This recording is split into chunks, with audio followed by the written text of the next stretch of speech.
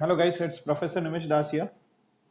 હવે થોડા ક્વેશ્ચન્સ રિપીટેટિવલી આવી રહ્યા છે અમારા જોડે, એના માટે મેં એક શોર્ટ વિડીયો બનાવ્યો છે, તો પ્લીઝ સાંભળજો.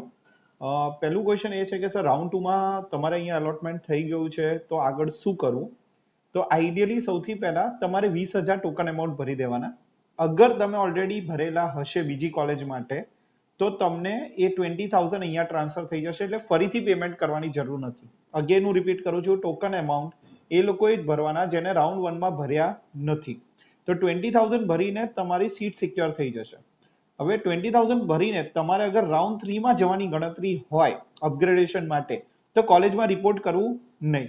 હવે જો તમે અગર અપગ્રેડેશન, અમે 3 કેસીસ બનાવ્યા છે અહીંયા, અગર તમે 20,000 પે ન કરો તો શું થશે? રાઉન્ડ 3માં તમે જશો અને રાઉન્ડ 2માં જે અલોટ થઈ છે એ સીટ ફરીથી તમને અલોટ નહીં થાય, કેમ કે તમે ટોકન એમાઉન્ટ ભરી નથી.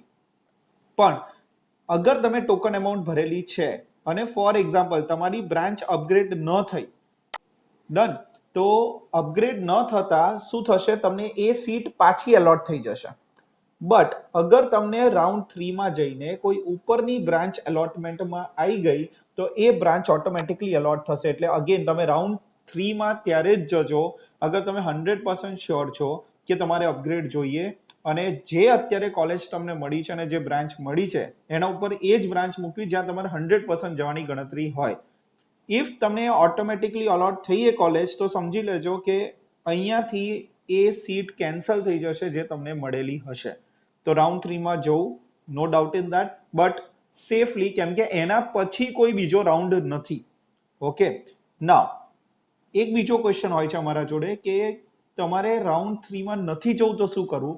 તો તમને એસીબીસી જેટલા બી અલોટેડ છે એમને રાઉન્ડ 3માં નથી જવું, તો એ લોકોને એક મેલ આવશે, એમાં રિપોર્ટેડ બધી જ ડિટેલ્સ લખી છે કે રિપોર્ટિંગ માટે શું ડોક્યુમેન્ટ્સ લાવવું, શું કરવું, એ બધું જ સ્કેડ્યુલ આપી દીધું છે. તો તમારે એ ફોલો કરવું.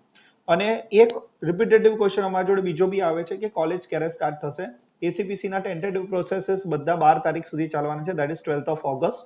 તો ટેન્ટેટિવલી મિડ ઓફ ધ ઓગસ્ટમાં ચાલુ થશે. Thank you.